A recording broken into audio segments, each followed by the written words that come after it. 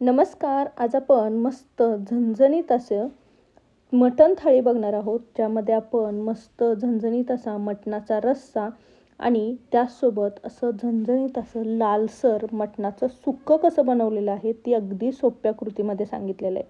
तुम्ही पाहू शकता मटणाची जी ग्रेव्ही आहे ती किती सुंदर दिसतीये आणि या थाळीमध्ये मी मस्त अळणी रस्सा, पातळ रस्सा, सुक्कं, भात आणि भाकरी असा गावरान बेत केलेला आहे. अगदी सोपी कृती आहे, अगदी झटपट बनते. तुम्ही जर पहिल्या प्रयत्नात बनवत असाल आणि स्टेप्स नीट फॉलो केल्या तर ही मटण थाळी तुम्हीही इझिली बनवू शकता. चला तर मग वेळ न घालवता ही गावरान पद्धतीची मटण थाळी कशी बनवायची ते पाहूयात. तर मटण थाळी बनवण्यासाठी इथे आपण आधी वाटण घेणार आहोत भाजून. तर इथे मी जाळी ठेवलेली आहे, पापड भाजण्याची जी जाळी असते ती. आणि आता इथे खोबऱ्याचे मी असे मोठे 2 तुकडे करून घेतलेले आहेत आणि ते आपण छान पापडाच्या जाळीवरती भाजून घेणार आहोत. सोबतच मी मध्यम आकाराचे 5 कांदे घेतलेले आहेत, याची साल काढून घेतली आणि याला असे कट मारून घेतले. हेही आपण ह्या जाळीवरती ठेवणार आहोत आणि व्यवस्थित छान आपण लो फ्लेमवरती हा कांदा आणि खोबरं भाजून घेणार आहोत. तर एक 2 ते 3 मिनिटामध्येच खोबऱ्याला असं थोडंसं धूर निघायला सुरुवात होते. तर खोबरं आलटी-पलटी करून आपण हे छान दोन्ही साईडने व्यवस्थित भाजून घ्यायचं आहे. तुम्ही पाहू शकता खोबरं आपलं छान भाजलं गेलेलं आहे. कांदाही आपण पलटी करून घेणार आहोत. तर कांदाही आपल्याला थोडासा खरपूस होईपर्यंत भाजून घ्यायचा आहे. कोणताही जिन्नस आपण करपवून न घेता भाजून घेणार आहोत. तर खोबरं आपलं सगळ्या बाजूने व्यवस्थित भाजलं गेलं आहे, ते काढून घ्यायचं आहे. आणि आता कांदाही आपण थोडासा भाजून घेणार आहोत. तर तुम्ही पाहू शकता कांदाही आपला दोन्ही साईडने छान भाजला गेलेला आहे. आपल्याला याला जास्त करपवायचं नाही आहे. तर आता काय करायचं, गॅसची फ्लेम आपण बंद करणार आहोत आणि हे कांदा आणि खोबरं पूर्णपणे थंड करून घेणार आहोत. हे पूर्णपणे व्यवस्थित थंड झालं की याला आपण कट करून घेणार आहोत आणि याचं वाटण करून घेणार आहोत. तर आता इथं आपलं खोबरं पूर्ण थंड झालेलं आहे. आता हे आपण छान पातळ कापमध्ये मी कापून घेतलेलं आहे. हे मिक्सर जारमध्ये घालून आपण आधी हे खोबरं व्यवस्थित बारीक करून घ्यायचं आहे. तर आता तुम्ही पाहू शकता खोबरं आपलं मस्त बारीक झालेलं आहे. ते आपण एका प्लेटमध्ये काढून घेतलं आणि मी जो कांदा थंड करून बारीक करून घेतलेला होता कट करून, तो आता यामध्ये घालणार आहे. आता कांद्यासोबतच इथे मी 15 ते 20 लसणाच्या पाकळ्या आणि 1 इंच आल्याचा तुकडा घेतलेला आहे. सोबत एक टोमॅटो मी छान बारीक चिरून घेतलेला आहे, तोही यामध्ये घालणार आहोत. आता याला कोथिंबीर घालून खूप सुंदर चव येते, त्यामुळे कोथिंबीर घालून झाकण लावून आपण याचं आधी एक वाटण काढून घेणार आहोत. तर पाणी न घालता मी हे वाटण बारीक करून घेतलं. आता यामध्ये आपण हे जे बारीक करून घेतलेलं खोबरं होतं ते घालून घ्यायचं. थोडंसं पाणी घालायचं आणि हे पुन्हा 1-2 मिनटं फिरवून घ्यायचं, जेणेकरून खोबरं आणि कांद्याचं वाटण छान एकजीव होईल. तर तुम्ही पाहू शकता हे मी व्यवस्थित वाटून घेतलं. हे छान वाटण असं तयार झालं आहे. हे आता साईडला ठेवूयात. आता आपलं वाटण तयार आहे. आपण आता मटण शिजवून घेऊयात. तर इथे मी कुकरमध्ये 2 ते 3 पळी तेल घेतलेलं आहे. आता तुम्ही काय करू शकता, मटण शिजायला घालू शकता आणि नंतर वाटणाची तयारी करू शकता. त्यामुळे वेळही वाचतो आणि तोपर्यंत पटकन मटणही शिजतं. तर आता इथे तेल गरम झालं की यामध्ये आपण अर्धा ते 1 कांदा छान असा पातळ चिरून घ्यायचा आहे. याचे बारीक तुकडे करून घ्यायचे आणि कांदा आपल्याला छान गुलाबी रंगावरती परतून घ्यायचा आहे. कांद्याचा रंग चेंज झाला, तुम्ही पाहू शकता याचा रंग चेंज झाला आहे की आपण यामध्ये हळद आणि मीठ घालणार आहोत. तर कांदा छान परतून घेतला की यामध्ये मी अर्धा चमचा हळद घालते आहे. हळद आपण तेलावरती व्यवस्थित आधी परतून घेणार आहोत आणि मग यामध्ये मी 1 चमचा खडे मीठ घालते. तर आता इथे मी खडे मिठाचा वापर केलेला आहे. तुमच्याकडे जर खडे मीठ नसेल तर तुम्ही छोटं जे मीठ असतं बारीक रेग्युलर वापरतो ते 2 चमचे घातलं तरी चालेल. मीठही आपण कांद्यासोबत एकदा हलवून घेणार आहोत. आता हे व्यवस्थित हलवलं की यामध्ये आपण मटण घालणार आहोत. तर इथे मी 1/4 किलो मटण घेतलेलं आहे. व्यवस्थित स्वच्छ धुवून घेतलेलं होतं, ते आपण यामध्ये घालून घ्यायचं आहे. आता मटणाचे पीस तुम्ही तुमच्या आवडीनुसार करून आणू शकता. इथे मी हड्डीचे आणि मऊ पीस दोन्ही मिक्स आणलेले आहेत. मटण व्यवस्थित आपण या कांदा आणि हळदीसोबत परतून घेणार आहोत. मटणाला हा कांदा, हळद आणि मीठ व्यवस्थित लागलं पाहिजे, एवढा वेळ आपण हे छान असं हलवून घ्यायचं आहे. आता 2 ते 3 मिनिट मटण असं व्यवस्थित हलवून घेतलं की यावरती एक प्लेट झाकण ठेवायची आणि यामध्ये आपण 1 ग्लास पाणी घालणार आहोत. पाणी आपल्याला छान कोमट होऊन द्यायचं आहे. तर 4 ते 5 मिनटं असंच ठेवायचं, झाकण काढायचं. तुम्ही पाहू शकता मिठामुळे आपल्या मटणाला छान असं पाणी सुटलेलं आहे. एकदा आपण व्यवस्थित हे हलवून घेणार आहोत. व्यवस्थित असं हलवून घेतल्यावरती पुन्हा ती थाळी झाकण ठेवायची. पुन्हा 2 ते 3 मिनटं पाणी गरम होऊन द्यायचं. आणि आता पाणी जे गरम झालं आहे ते सगळं आपण या कुकरमध्ये घालणार आहोत. कुकरमध्ये घातल्यानंतर व्यवस्थित एकदा हलवून घ्यायचं.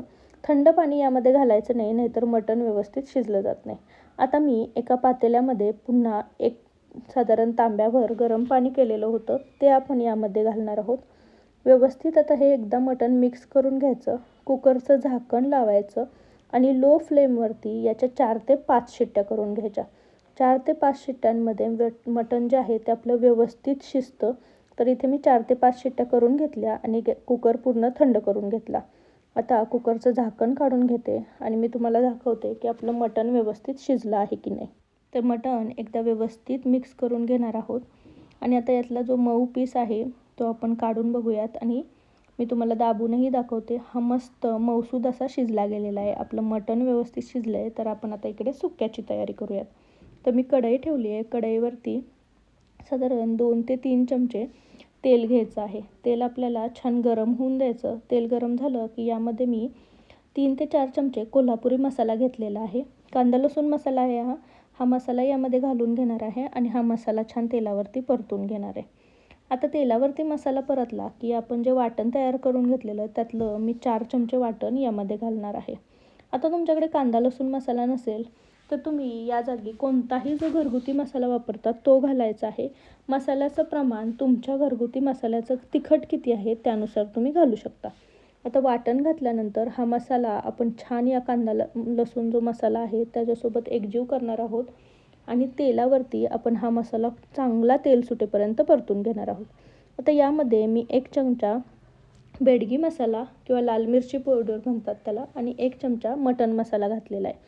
तोही आपण यामध्ये घालायचा आहे. आता हा मसाला खाली करपू न देता सतत हलवत आपल्याला छान तेल सुटेपर्यंत परतून घ्यायचा आहे. आता यामध्ये मी अर्धा चमचा मीठ घालते कारण आपण मटण शिजवतानाही मीठ घातलेलं होतं.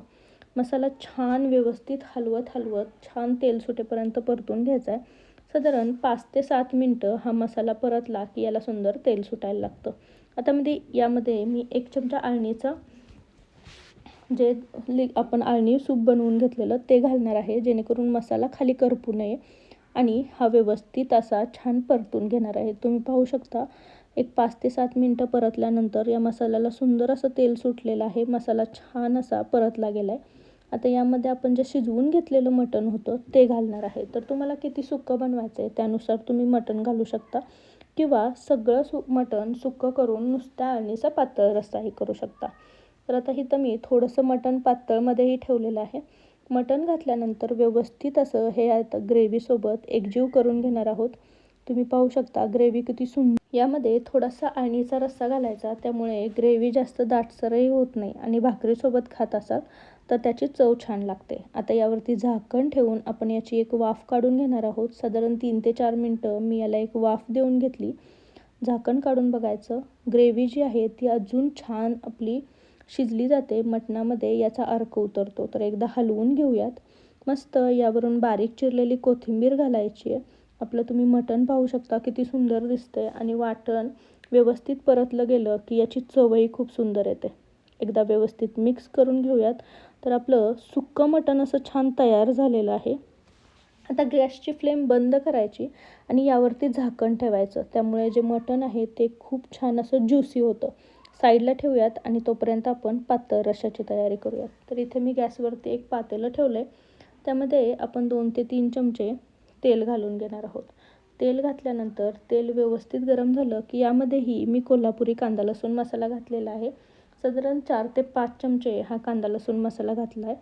हा मसालाही आपण ह्या तेलावरती सुंदर असा परतून घेणार आहोत. 1-2 मिनटं परतून घ्यायचा. मसाला करपवून द्यायचा नाही तेलावरती.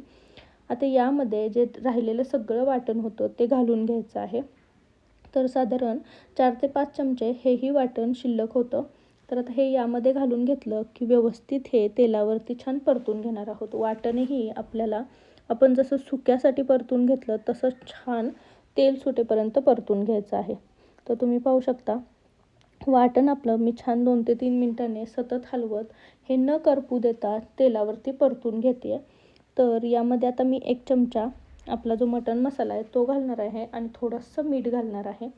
व्यवस्थित हलवून घ्यायचं. तुम्हाला जर वाटत असेल की बाबा जो वाटण जे आहे ते खाली लागतं आहे किंवा करपतं आहे, तर तुम्ही यामध्ये थोडा अळणीचा रस्सा घालू शकता. त्यामुळे वाटणही करपत नाही आणि हे व्यवस्थित छान तेल सुटेपर्यंत परतलं जातं. तर आता सतत हलवत मी हे वाटण तुम्हाला दाखवते. छान असं परतून घेतलेलं आहे. हे 5 ते 7 मिनिटामध्ये हे छान परतलं जातं. आता यामध्ये जे राहिलेले आपले मटणाचे पीस होते ते घालून घ्यायचे आहेत. तर साधारण मी इथे 1.5 किलो मटण आणलेलं होतं. तर यातलं मी अर्धा किलोचं सुकं केलेलं आहे आणि जे पावशर मटण राहिलेलं होतं त्याचं मी पातळ रस्सा करते आहे. तर हे मटण घातल्यानंतर आधी आपण व्यवस्थित हे वाटणासोबत आधी एकजीव करून घेणार आहोत आणि यानंतर जो अळणीचा स्टॉक राहिलेला होता तो सगळा आपण ओतून घेणार आहोत. तर पातेल्यामध्ये ओतून घ्यायचा आणि तुम्हाला जेवढं पाणी हवं आहे तेवढं वरून पाणी घालून घ्यायचं. तर साधारण मी 1 ग्लासभर पाणी अजून ॲड केलेलं आहे. एकदा व्यवस्थित हलवून घ्यायचं. किती पातळ किती घट्टसर हवं आहे त्यानुसार तुम्ही यामध्ये पाणी घालू शकता. वरून बारीक चिरलेली छान कोथिंबीर टाकायची आणि आता याला छान उकळी येऊन द्यायची. तर 5 ते 7 मिनटं हे मटण उकळी आल्यानंतरही छान शिजवून घ्यायचं. मटण जेवढं छान उकळलं जातं त्याचा वासही येत नाही. मटणाचा जर वास काय तुम्हाला सहन होत नसेल तर तो वासही येत नाही आणि त्याची चवही सुंदर होते. तर आपलं मटणही उकळलं गेलं आहे. आता आपण मस्त थाळी ठेवूयात. यामध्ये मी छान पातळ रस्स्याची वाटी आणि रस्स्याची वाटी मस्त झणझणीत असं सुक्कं ठेवलेलं आहे. सोबत कांदा, लिंबू ठेवू शकता. इथे मी ज्वारीची भाकरी केलेली होती ती ठेवलेली आहे आणि सोबत मस्त इंद्रायणीच्या तांदळाचा भात केलेला होता तो ठेवलेला आहे. तर असा झणझणीत असा गावरान थाळीचा बेत झालेला आहे. असा हा झणझणीत गावरान थाळीचा बेत तुम्हीही एकदा करून पहा. कसा झालेला मला कमेंटमध्ये सांगायला विसरू नका. रेसिपी जर आवडली असेल तर रेसिपीला एक लाईक नक्की करा आणि तुमच्या फॅमिली आणि फ्रेंड्ससोबत याची लिंक जास्तीत जास्त शेअर करा. तुम्ही जर माझ्या चॅनलवर नवीन असाल तर चॅनलला नक्की सबस्क्राईब करा आणि जवळचे बेल आयकॉन दाबा. त्याने माझ्या चॅनलवरच्या नवीन नवीन रेसिपींचं नोटिफिकेशन तुम्हाला मिळत राहतील. तर पुन्हा भेटू अशीच एक रेसिपी घेऊन. तोपर्यंत थँक्यू.